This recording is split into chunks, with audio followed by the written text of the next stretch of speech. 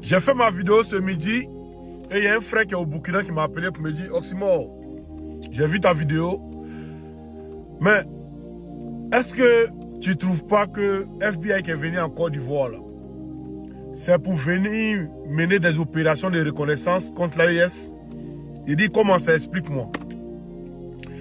Il me dit Donald Trump, normalement, au Nigeria, il a bombardé sans demander l'avis de quelqu'un. Et il a dit non, qu'il y avait beaucoup d'Arabes et tout. L'AES, normalement, il y a les terreaux. Pourquoi il ne bombarde pas là-bas pour déjà les terreaux en même temps pour laisser l'AES tranquille, pour que l'AES soit tranquille? Ça, c'est un. Et de deux, l'année dernière, il y a eu Interpol qui est venu en Côte d'Ivoire pour les voitures volées et tout, soi-disant voitures volées. Mais est-ce qu'on a vu le résultat de leur enquête et tout? Est-ce qu'on a vu des gens qui ont arrêté, des voitures qu'ils ont pris pour retourner ou bien tout ça? Il dit non, on n'a pas vu. Il dit ils étaient venus pour une mission de reconnaissance. Et même l'avion du Nigeria qui a subitement atterri au Burkina Faso. Mission de reconnaissance encore. Donc moi, ce que j'aimerais te dire, il faut dire à nos frères de l'AES de surveiller les frontières, de ne pas dormir, de toujours les Waya, les VDP, de toujours rester sur leur position, de ne pas dormir. Les FDS de l'AES, de ne pas dormir.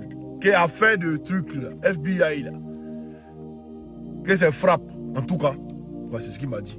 Bon, après il a analysé, il a vu que bon, il n'a pas tort. Il n'a pas aussi tort. Parce qu'ils sont prêts à tout. Ils sont prêts à tout. Voilà. Donc ici, j'aimerais dire à l'AES de ne pas dormir, de toujours surveiller leurs frontières, de toujours guetter ce qui se passe en Côte d'Ivoire là-bas. Voilà. Partagez cette vidéo dans tous les groupes que ça arrive là où ça doit arriver. Partagez cette vidéo. Tu as un ami qui est au Burkina, tu veux partager la vidéo. Tu as un ami qui est au Mali, tu veux partager la vidéo. Tu as un ami qui est au Niger, tu veux partager la vidéo. Pour qu'ils comprennent. Partagez cette vidéo-là massivement. Je sais pourquoi vous demandez ça. Partagez cette vidéo massivement. Parce qu'ils veulent nous distraire. Et comme en ce moment, ils veulent parler, peut-être que les plans ont échoué. Ils vont essayer d'autres plans encore. Voilà. En tout cas, c'est le frère burkinabé qui m'a dit. Et j'ai vu qu'il n'a pas tort. Donc je vous partage ça aussi. Donc partagez cette vidéo dans tous les groupes. Mesdames et messieurs, c'est gâté sur le chef de l'État ivoirien, monsieur Alassane Dramane Ouattara. C'est terminé. L'heure est très très grave. En ce moment où nous enregistrons cette vidéoconférence, tout est mélangé en Côte d'Ivoire. Oui, parce que désormais c'est Dieu qui fait le combat des Ivoiriens. C'est Dieu qui combat pour les Ivoiriens. Alors, il y a incessamment, les Ivoiriens se sont levés contre les Libanais. Alors, Donald Trump vient d'envoyer le FBI pour mettre pression sur Dradra. Pour mettre pression sur Dramane Ouattara. Mesdames et messieurs, écoutez attentivement cette vidéoconférence. Vous allez la comprendre, peuple ivoirien. Écoutez-la attentivement, pièce par pièce. Et vous allez comprendre pourquoi Donald Trump envoie le FBI pour mettre pression sur Ouattara. Mais je veux voir un maximum de partage. Je veux voir un maximum de partage, mesdames et messieurs. C'est une annonce très très capitale et très intéressante. Mais mettez-moi beaucoup de partage pour informer les Ivoiriens de cette situation. Informer l'Afrique de cette situation. Alassane Dramane Ouattara, son nom est sorti dans l'histoire de terrorisme, de financement du Hezbollah libanais. Mais par comment? Par comment? Dradra, son nom est sorti. Son pays est sorti dans le financement des terroristes, plus précisément le Hezbollah libanais. Mesdames et messieurs, alors mettez beaucoup d'abonnements à la vidéoconférence. Ceux qui sont nouveaux à la page, abonnez-vous. Ça vous permettra de ne plus rater nos multiples vidéos d'actualité. N'hésitez pas s'il vous plaît de mettre un maximum d'avis en commentaire. Alors, Trump envoie le FBI en Côte d'Ivoire. Pourquoi? Allons-y en profondeur. Selon Washington a dépêché un haut responsable et sa délégation du FBI à Abidjan afin de presser les hautes autorités ivoiriennes d'accélérer plusieurs enquêtes sensibles portant sur le présumé réseau de financement du Hezbollah selon des sources proches du dossier. Selon des sources proches du dossier. Vous vous souvenez, Apouchou avait été mis en prison. On avait sorti comme preuve qu'il faisait le blanchissement d'argent et puis il finançait le terrorisme. Alors, il n'y a pas eu une suite favorable à ça. Il n'y a pas eu une suite très bref à cette situation. Déjà, les Libanais qui sont en Côte d'Ivoire là, oui, je parle des Libanais qui sont en Côte d'Ivoire là, ils font dans du sale. Ils font dans du sale. Trump a compris, il a compris que c'est en Côte d'Ivoire qu'ils se font de l'argent pour s'acheter des armes et munitions pour ravitailler le Hezbollah libanais. Est-ce que, écoutez bien, ceux qui n'ont pas encore compris là, voilà le son que je vous donne. Donald Trump a compris que c'est en Côte d'Ivoire parce que la Côte d'Ivoire c'est leur fief. Vous-même vous connaissez. On n'a pas besoin de vous. Vous-même vous connaissez en Afrique de l'Ouest là. C'est en Côte d'Ivoire qu'il y a les Libanais. Ils font dans le blanchissement tout type, la drogue, la poudre, tout type de blanchissement d'argent que vous connaissez. Ils se font du fric et puis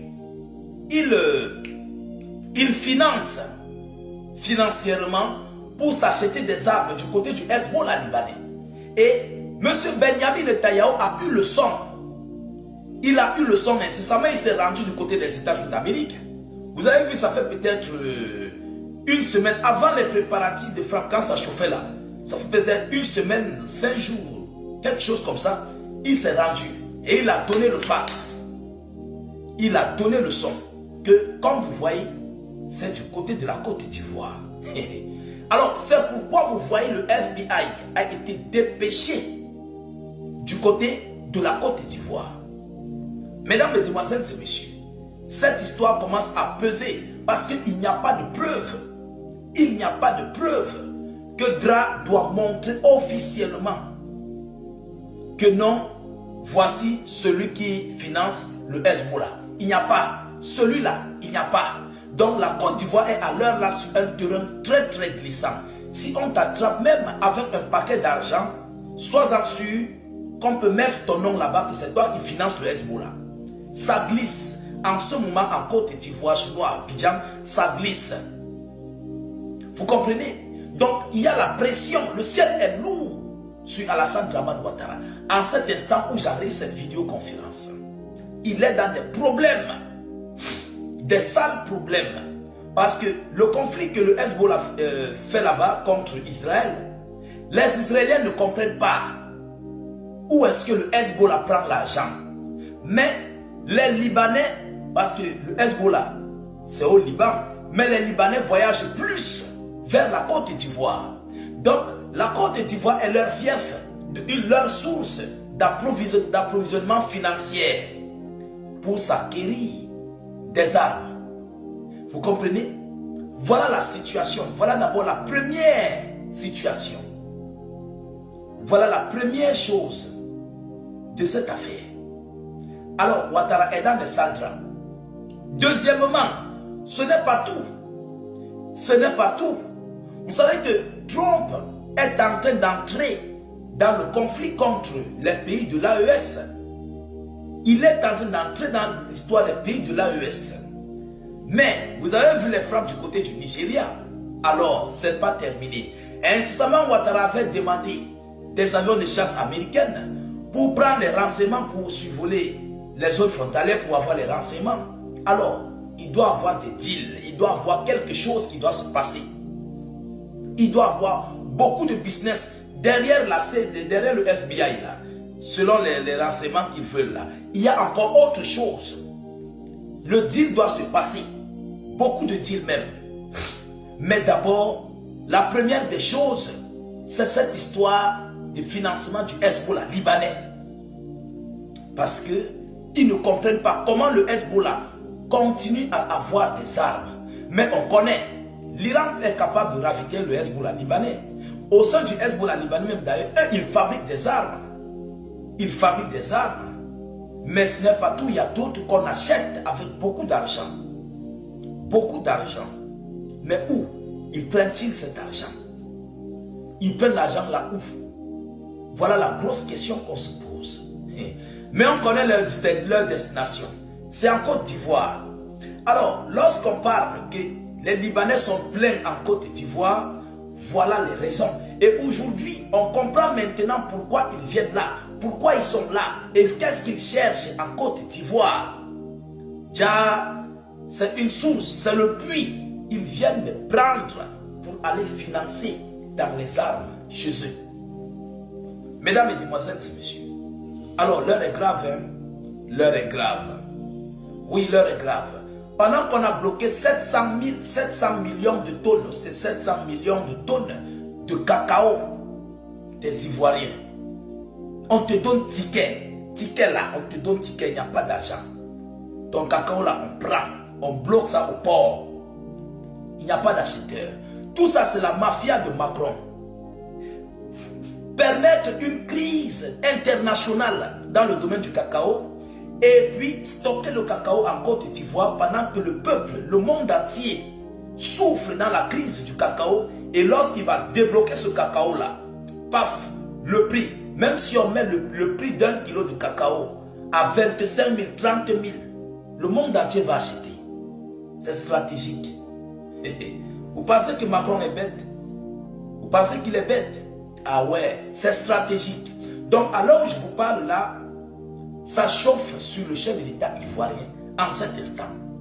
L'Amérique demande l'Amérique envoie le FBI. Et lorsqu'on envoie le FBI, c'est pour avoir des informations fiables. Ce n'est pas n'importe quoi. Vous comprenez? Voilà, on les envoie afin de presser les autorités ivoiriennes d'accélérer plusieurs enquêtes sensibles portant sur de présumés réseaux de financement du Hezbollah, selon les sources proches du dossier. Voilà ce qu'on nous dit, mesdames et messieurs.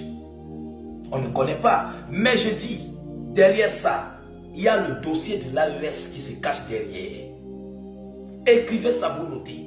Ils ne peuvent pas rentrer comme ça. Il y a le dossier de l'AES qui se cache dans ça. Vous comprenez? Alors, voilà l'information officielle que j'avais à vous relayer dans cette vidéoconférence. Veuillez la partager dans tous les groupes possibles. Mettez-la partout à travers le monde. Sécurisez la vidéo avec un maximum de j'aime. N'hésitez pas à vous abonner pour ne plus rater la page, ne plus perdre nos vidéoconférences. Je vous reviens tout à l'heure pour une prochaine série d'informations. Soyez encore salués une fois de plus. Ciao, ciao. Depuis plusieurs années, la présence du Federal Bureau of Investigation en Afrique, notamment en Afrique de l'Ouest, s'inscrit dans un contexte de mondialisation des menaces sécuritaires. Face à la montée du terrorisme international, de la cybercriminalité, du blanchiment d'argent et des réseaux criminels transnationaux, les États-Unis ont renforcé leur coopération avec les pays africains. La venue du FBI sur le continent ne signifie pas une ingérence directe, mais plutôt une collaboration stratégique avec les autorités locales, visant à soutenir les enquêtes complexes qui dépassent les frontières nationales. À travers des missions d'enquête, de formation et de partage de renseignements, le FBI cherche à prévenir les crimes ayant un impact mondial tout en contribuant au renforcement des capacités sécuritaires des États africains.